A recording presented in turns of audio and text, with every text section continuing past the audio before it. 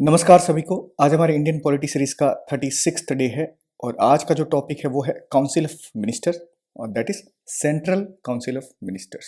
Council of minister का जिक्र जो है आर्टिकल 74 यानी अनुच्छेद 74 में मेंशन है। इसमें यह कहा जाता है कि there shall be council of ministers, जिसको हेड कौन कर रहे हैं? Prime minister.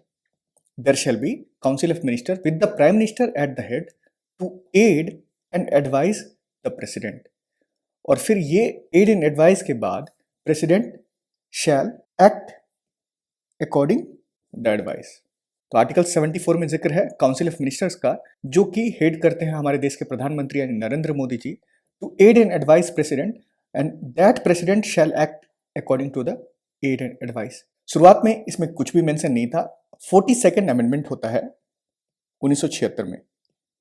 42nd अमेंडमेंट 1976, उसमें सरकार होती है इंदिरा गांधी की और उस टाइम पे कुछ डिफरेंसेस अराइज हो जाते हैं प्रेसिडेंट और प्राइम मिनिस्टर के बीच में। तो इन्होंने क्या कर दिया था कि जो भी एड एंड एडवाइस किया जाएगा वो बाउंड होगा किस पे? प्रेसिडेंट पे। यानी कि बाइंडिंग था प्रेसिडेंट पे कि उसको जो भी एडवाइस किया जाए उस पर एक्ट करना है। लेकिन बाद में एक और अमेंडमेंट होता है इसमें और दैट इज 44th, और तब सरकार होती है मोरारजी देसाई की। उन्होंने बोला कि प्रेसिडेंट जो है इसको एक बार रिकंसिडरेशन के लिए भेज सकता है, ये ध्यान रखिएगा। अर्थात प्रेसिडेंट जो है बहरहाल अभी के सिचुएशन में देखा जाए तो मे रिटर्न एनी मैटर, कोई भी मैटर हो उसको रिकंसिडरेशन के लिए। और रिकंसिडरेशन के बाद अगर सेम मैटर सेम उनके पास पहुंचता है, किसके पास? प्रेसिडेंट के पास। तो प्रेसिडेंट के पास अब कोई और रास्ता नहीं है, एडवाइस जो होगा प्रेसिडेंट पे वो बाइंडिंग हो जाएगा। अर्थात कोई भी काउंसिल ऑफ मिनिस्टर अगर एड एंड एडवाइस करते हैं प्रेसिडेंट को, तो प्रेसिडेंट जो है पहले इंस्टांस में उसको भेज सकते हैं रिकंसिडरेशन के लिए। और रिकंसिडरेशन के बाद अगर सेम चीज कैबिनेट वापस भेज देती है, काउंसिल ऑफ मिनिस्टर्स वापस भेज देती है प्रेसिडेंट के पास, तब जो है प्रेसिडेंट जो है उनके पास बाइंडिंग हो जाता है कि उनको उस पर सिग्नेचर यानी उस पर एक्ट करना होगा। एग्जाम्पल के तौर पर मैं बताऊं तो अक्टूबर में 1997 उस टाइम पे प्रेसिडेंट जो होते हैं के.आर. नारायण साहब होते हैं। के.आर. नारायणन के पास काउंसिल ऑफ मिनिस्टर्स का एडवाइस जाता है आर्टिकल 356 का यूज करके आप जो है प्रेसिडेंट रूल इंपोज कर दो यूपी, उत्तर प्रदेश में। उत्तर प्रदेश में उस टाइम पे बीजेपी की सरकार होती है और जिसको हेड कर रहे होते हैं कल्याण सिंह। तो के.आर. नारायणन साहब क्या करते हैं, इस मैटर को, इस आर्टिकल 356 के इंपोज करने के मैटर को जो है वो रिकंसिडरेशन के लिए भेजते हैं। लेकिन बाद में जो कैबिनेट है वो इस मैटर को दोबारा नहीं भेजती है, तो वहां पे जो है प्रेसिडेंट रूल इंपोज नहीं होता है। एक और दूसरा इंस्टांस इसमें क्या है, सितंबर 1998 प्रेसिडेंट सेम के.आर. नारायणन साहब। कैबिनेट जो है रिकमेंडेशन अब देती है तो impose president rule in Bihar. फिर से वही चीज, इन्होंने इस मैटर को रिकंसिडरेशन के लिए भेज दिया। किसने? के.आर. नारायणन साहब ने। रिकंसिडरेशन के लिए जैसे ही भेजा तो कैबिनेट ने अब जो है री एडवाइस कर दिया कि भाई अब तो हम भी नहीं छोड़ेंगे। तब जाके फरवरी में, प्रिसाइजली 1999 में प्रेसिडेंट रूल जो है इंपोज होता है बिहार में। एग्जाम्पल देने का मतलब क्या है कि प्रेसिडेंट को जो है कोई भी काउंसिल ऑफ मिनिस्टर जो एडवाइस देते हैं उस पर एक्ट करना होता है, लेकिन फर्स्ट इंस्टांस में वो उसको रिजेक्ट कर सकते हैं और रिकंसिडरेशन के लिए भेज सकते हैं। ठीक है।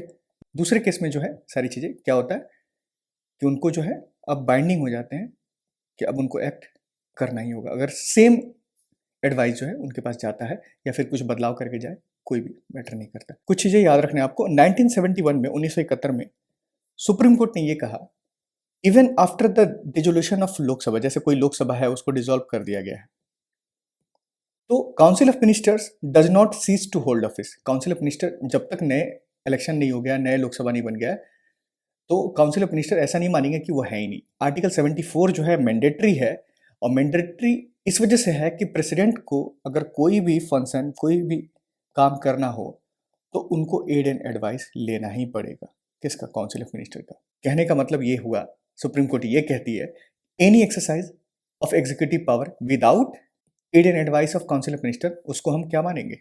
अनकॉन्स्टिट्यूशनल मानेंगे, as well as violative of article 74।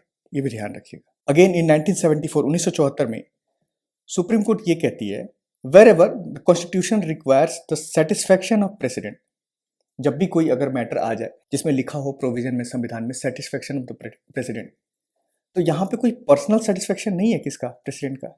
यहाँ पे सेटिस्फैक्शन किसका है, काउंसिल ऑफ मिनिस्टर्स का सेटिस्फैक्शन, जिसके एड एंड एडवाइस पे कौन एक्ट करता है, प्रेसिडेंट। तो यानी कि सबसे पावरफुल जो है वो क्या है, council of ministers which is headed by prime minister. कुछ ऐसे प्रोविजंस जो कि मिनिस्टर से रिलेटेड हैं वो आर्टिकल 75 में डाला गया, अनुच्छेद 75। इसमें यह कहा गया है कि प्राइम मिनिस्टर, देखा था हमने लास्ट लेक्चर में कि prime minister shall be appointed by the president. इनके अलावा जो अदर मिनिस्टर्स होंगे, जैसे डिफेंस मिनिस्टर हो गए, रोड मिनिस्टर हो गए, रेलवे मिनिस्टर्स होंगे, वो सब की अपॉइंटमेंट कौन करेगा, उन सब की अपॉइंटमेंट भी कौन करेगा, प्रेसिडेंट ही। साथ ही साथ प्रेसिडेंट को कौन एडवाइस करेगा, एडवाइस बाय प्राइम मिनिस्टर। और इस केस में जो है प्रेसिडेंट अपने कोई डिस्क्रिप्शन नहीं लगाएंगे, यहां पे प्रेसिडेंट उन्हीं मिनिस्टर्स को अपॉइंट करेंगे, जो भी मिनिस्टर्स को अपॉइंट करना है, जो प्राइम मिनिस्टर ने एडवाइस किया है।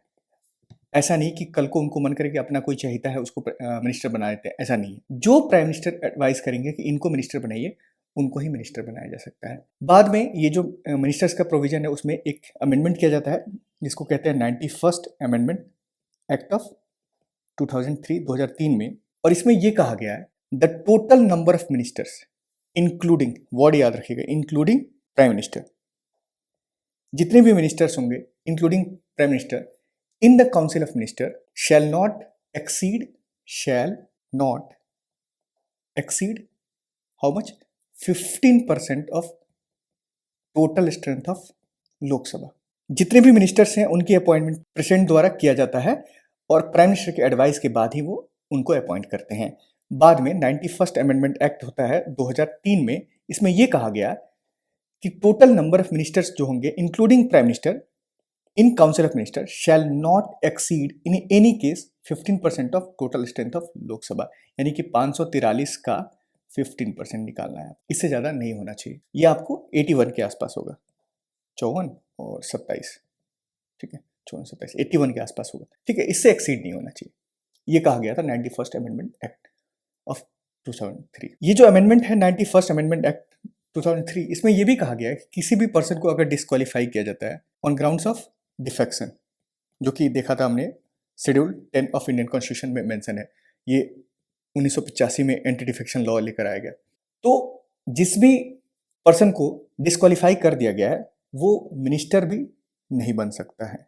और ये भी प्रोविजन ऐड हुआ था 91st अमेंडमेंट एक्ट 2003 में। क्यों ऐड किया गया?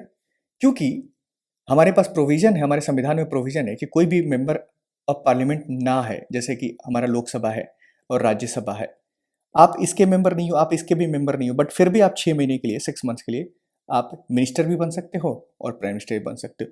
उसके बाद आपको अपॉइंटमेंट करा दिया जाए या फिर नॉमिनेट कर दिया जाए, वो अलग चीज़ है। लेकिन अगर आपको डिफेक्शन के ग्राउंड पे डिस्क्वालीफाई कर दिया गया है तो आपको मिनिस्टर नहीं बनाया जाएगा 6 महीने के लिए भी। बस ये समझाया जा रहा है यहाँ पे, ठीक है। जैसे मान लीजिए आपने किसी को अपॉइंट कर दिया, सपोज दैट राज्यसभा का कोई मेंबर है, उसको हमने मिनिस्टर बना दिया, और जनरली काम जो है लोकसभा में चल रहा है सारी चीज़ें, तो उस केस में क्या होगा कि क्या इस पर्सन को, ए पर्सन को जो है, जो कि राज्यसभा का है, लोकसभा में कोई सेशन चल रहा है, उसमें वो पार्टिसिपेट करेगा या नहीं? तो वो पार्टिसिपेट करेगा। इनफैक्ट उसमें वो बातें भी कर सकता है, he can speak, he can take part in the proceedings also. But जब बात उसकी वोटिंग की हो, राज्यसभा का है, तो वो सिर्फ और सिर्फ वोट जो है राज्यसभा में करेगा, यानी कि लोकसभा में he can not vote in Lok Sabha. ये मिनिस्टर्स की ये सारी चीज़ें हैं। मैंने बताया किसी भी मिनिस्टर को आप 6 मंथ तक, वो किसी भी हाउस का मेंबर नहीं है तो आप उसको मिनिस्टर बना के रख सकते हो। बाद में उसको नॉमिनेट करके या फिर इलेक्ट करके जो है आप मिनिस्टर बना दो तो वो चालू रहेगा। जितने भी मिनिस्टर्स होंगे, मतलब मान लेते हैं हम लोग 81 मिनिस्टर्स हैं इंक्लूडिंग प्राइम मिनिस्टर्स हमारे देश में, ठीक है। तो इन सबको ओथ दिलाता है। कौन दिलाता है? ओथ एडमिनिस्टर करने का काम जो है प्रेसिडेंट का है। जो मिनिस्टर है वो ओथ क्या लेते हैं? To bear true faith and allegiance to the constitution of India, ये हमने देखा था प्रधानमंत्री के केस में भी। To uphold the sovereignty and integrity of India, ये भी देखा था। To faithfully and conscientiously discharge the duty of his office, ये भी देखा था हमने पीएम के केस में, to do right to all manner of people in accordance with the constitution and the law without fear favour affection ill or will. तो same as prime minister जो भी ओथ लेते हैं, मिनिस्टर्स का भी वही ओथ होता है, ये ध्यान रखिएगा। इसके साथ साथ ओथ ऑफ सिक्रेसी हमने देखा था उसमें, यहाँ भी आपका ओथ ऑफ सिक्रेसी होगा, मतलब कि ही विल नॉट डायरेक्टली और इनडायरेक्टली कम्युनिकेट और reveal to any person any matter that is brought under his consideration. मैंने एग्जाम्पल आपको बताया था डीमोनेटाइजेशन का।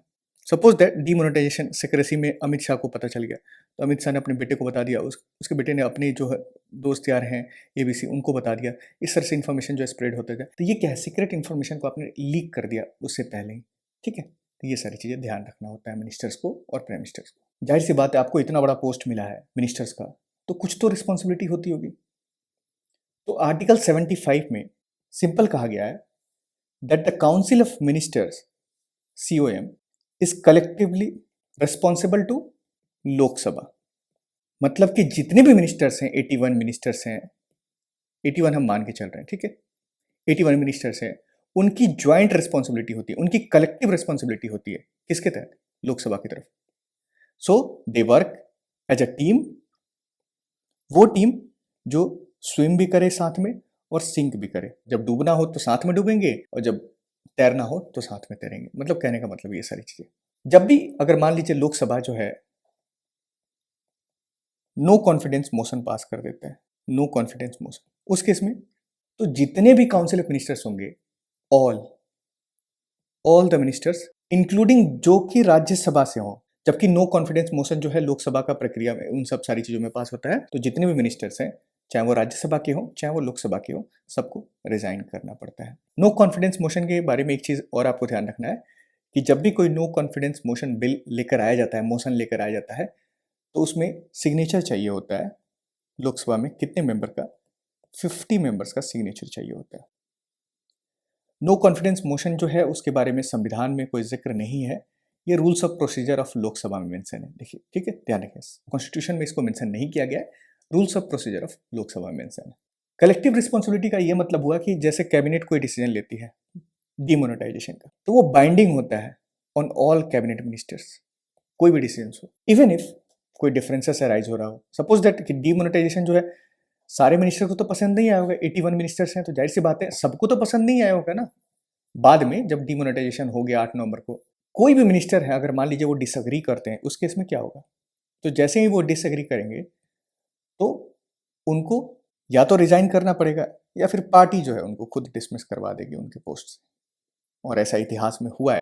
फादर ऑफ इंडियन कॉन्स्टिट्यूशन जो है हमारे BR अम्बेडकर साहब, उन्होंने रिजाइन किया था, कब, 1953 में, against Hindu code bill, HCB। फिर बाद में CD देशमुख साहब ने, जब स्टेट रिऑर्गेनाइजेशन एक्ट आया था, तब इन्होंने रिजाइन कर दिया था। रिसेंट कॉन्टेक्स्ट में देखा था तो आरिफ मोहम्मद खान ने 1986 में रिजाइन कर दिया था, जब बात Muslim women protection of rights on divorce act लेकर आया था, उस टाइम पे आरिफ मोहम्मद ने। तो रेजिग्नेशन हुआ है। BR अम्बेडकर साहब का एग्जाम्पल आप याद रखिए। साथ ही साथ आपकी इंडिविजुअल रिस्पॉन्सिबिलिटी होती है, एक तो हो गया कलेक्टिव। तो जितने भी मिनिस्टर्स हैं, they hold the post during, ये लिखा हुआ है, pleasure of president, pleasure of president. तो क्या प्रेसिडेंट को कल को मन करे तो वो मिनिस्टर्स को हटा सकता है? हटा सकता है, लेकिन उसके लिए क्या होना चाहिए? Only on the advice of prime minister.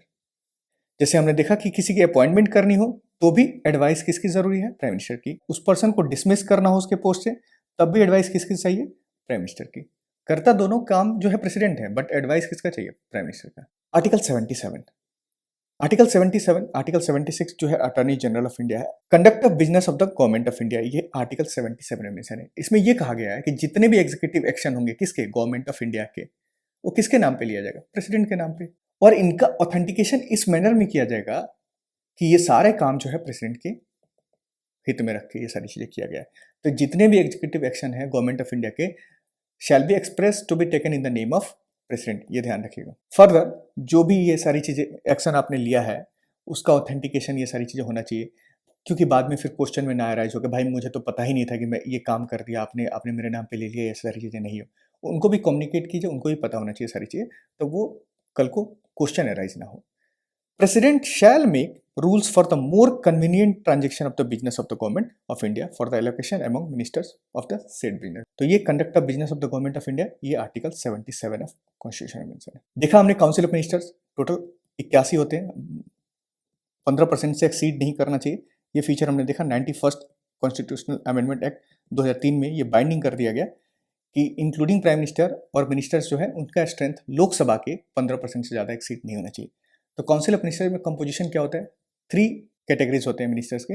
एक तो होता है आपका कैबिनेट मिनिस्टर, जिसमें हाई प्रोफाइल मिनिस्ट्री होता है, जैसे होम मिनिस्ट्री हो गया, डिफेंस हो गया, रोड हो गया, रेलवे हो गया, ये सब कुछ क्या, एक्सटर्नल अफेयर हो गया, फिनांस हो गया, ये सब कैबिनेट मिनिस्टर। कुछ मिनिस्टर्स ऑफ स्टेट होंगे और तीसरे जो होते हैं यहाँ पर डेप्यूटी मिनिस्टर्स। तो 3 प्रकार के काउंसिल ऑफ मिनिस्टर्स होते हैं, ये भी ध्यान रखिएगा। और बात करें कैबिनेट मिनिस्टर्स की, तो जो वर्ड कैबिनेट है ये भी ध्यान रखिएगा, ओरिजिनली कॉन्स्टिट्यूशन में मेंशन नहीं था। इसको बाद में 1978 में 44वें संशोधन के तहत इसको आर्टिकल 352 में ये वर्ड जो है ऐड किया गया, डाला गया। तो वर्ड कैबिनेट अगर पूछे कि संविधान में ओरिजिनली मेंशन था या नहीं मेंशन था, इसको जो है संविधान के किस संशोधन से संविधान में डाला गया, तो 1978 में 44वें संशोधन के तहत आर्टिकल अनुच्छेद 352 में डाला गया। अब इन सब पे आधारित जो है कुछ सवाल करते हैं, आपके डाउट जो है यहाँ से क्लियर हो जाने चाहिए। Which article of Indian constitution describes the appointment and disqualification of council of ministers? Appointment कैसे, अपॉइंटमेंट कौन करता है? प्रेसिडेंट करता है। किसके रिकमेंडेशन पे करता है? किसके एडवाइस पे करता है? प्राइम मिनिस्टर के एडवाइस पे करता है। और ये सब कुछ आर्टिकल 75 में मेंशन है। डिस्क्वालिफिकेशन का देखा हमने, डिफेक्शन के ग्राउंड पे है तो वो एलिजिबल नहीं होगा मिनिस्टर्स भी अपॉइंट होने के लिए। ये भी 91st अमेंडमेंट एक्ट में कहा गया 2003 में। कैबिनेट इंक्लूड्स, कैबिनेट में कौन कौन से होते हैं? Ministers with cabinet rank, ministers of state level no, cabinet minister and state minister ये अलग हो जाएगा। Cabinet minister, minister of state with independent charge and minister of state, ये तो काउंसिल ऑफ मिनिस्टर हो गया कंप्लीट पूरा। तो ministers with cabinet rank. Consider the following statement, the president shall make rules for more convenient transaction of the business of the government of India and for the allocation among ministers of the said business. Article 77 का provision है। All executive action of the government of India shall be express to be taken in the name of prime minister, no, shall be taken in the name of president of India.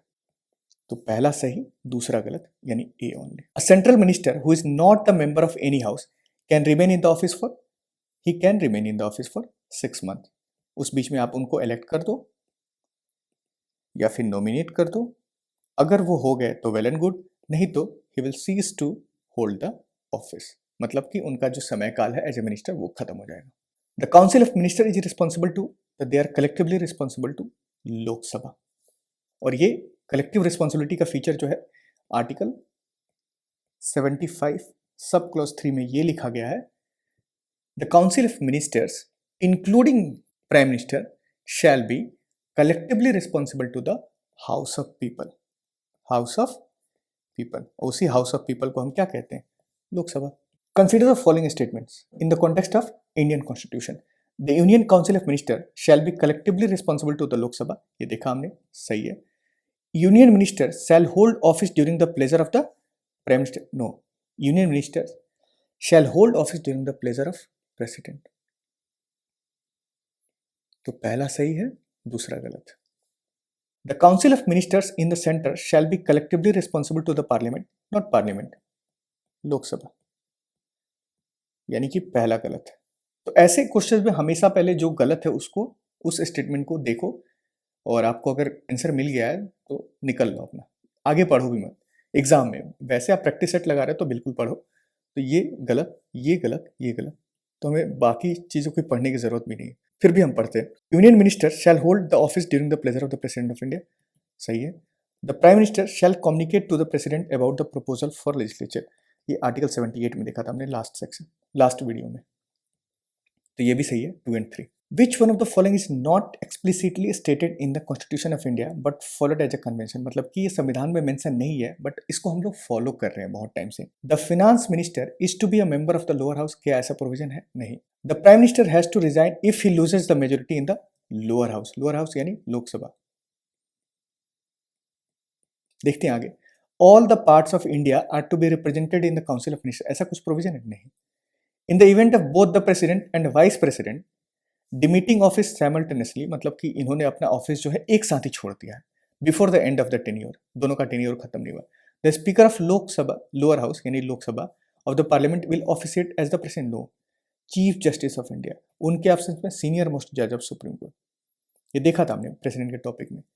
तो B statement जो है सही है, the prime minister has to resign if he loses the majority in the lower house, यानी no confidence motion जो है pass हो गया है। The council of minister has to resign if a no confidence motion is passed by majority of members of Lok Sabha. The member of Lok Sabha members required to table a no confidence motion against the council of minister is कितना चाहिए? तो 50 members का signature चाहिए होता है। Consider the following statements regarding a no confidence motion in India. There is no mention of no confidence motion in the Constitution of India. No mention. ये सही है स्टेटमेंट, संविधान में मेंशन नहीं है। A motion of no confidence can be introduced in the Lok Sabha only. ये भी सही है। और जो ये मोशन है नो कॉन्फिडेंस मोशन, ये कहाँ पे मेंशन है? Rules of procedure and conduct of business of Lok Sabha, rule number 198 precisely. ठीक है, ये ध्यान रखिएगा। द वर्ड मंत्रिमंडल यानी कि cabinet is mentioned only once in constitution and that is in article 352। और ये कब डाला गया? 44वें संशोधन के तहत 1978 में। तो ओरिजिनली जो है ये संविधान में नहीं था। The council of minister in the union of India is collectively responsible both to the Lok Sabha as well as Rajya Sabha, not both, only Lok Sabha. तो पहला गलत है। The members of both the Lok Sabha and the Rajya Sabha are eligible to the Minister of Union. Yeah, two only. The executive power of the Union of India is vested in the Prime Minister? No. Vested in the name of President. The Prime Minister is the ex officio chairman of Civil Services Board. ऐसा होता है क्या? नहीं। जो Civil Services Board होता है उसके ex officio chairman जो होते हैं वो कोई और नहीं, कैबिनेट सेक्रेटरी होते हैं। ये ध्यान रखिए, कैबिनेट सेक्रेटरी, यानी कि दोनों स्टेटमेंट गलत है, तो डी हो जाएगा यहाँ पे। The Constitution of India provides that all cabinet ministers shall compulsorily the sitting member of Lok Sabha only. क्या ऐसा है? नहीं। The Union Cabinet Secretariat operates under the direction of Ministry of Parliamentary Affairs. ये भी गलत है। Parliamentary Affairs के नहीं, under PMO, prime minister office के अंतर्गत काम करते हैं। ठीक है, और इसके एडमिनिस्ट्रेटिव चीफ कौन होते हैं? हमारे कैबिनेट सेक्रेटरी, जो कि एक्स ऑफिसर चेयरमैन हमने देखा सिविल सर्विसेज बोर्ड के एक्स ऑफिसर चेयरमैन जो होते हैं कौन होते हैं? Cabinet secretary. Which one of the following constitutional amendments states that the total number of ministers including the prime minister, word याद रखिएगा, including, in council of minister shall not exceed 15% of the total number of members of the house of people, यानी लोकसभा। तो ये 91st amendment act of 2003। और इसी में बोला गया किसी भी पर्सन को अगर डिफेक्शन के ग्राउंड पे उनको डिस्क्वालीफाई कर दिया गया तो वो नॉन एलिजिबल हो जाएंगे for the time being minister बनने के लिए। ये भी 91st अमेंडमेंट एक्ट 2003। तो यहाँ पे हमारा जो टॉपिक है काउंसिल ऑफ मिनिस्टर सेंटर का वो एंड होता है, और ये अशोका ट्री का थीम है, दैट इज शिक्षा या तो मुफ्त होनी चाहिए या न्यूनतम लागत पड़नी चाहिए, जिसपे हम लोग काम करते रहेंगे। टाटा, सी यू।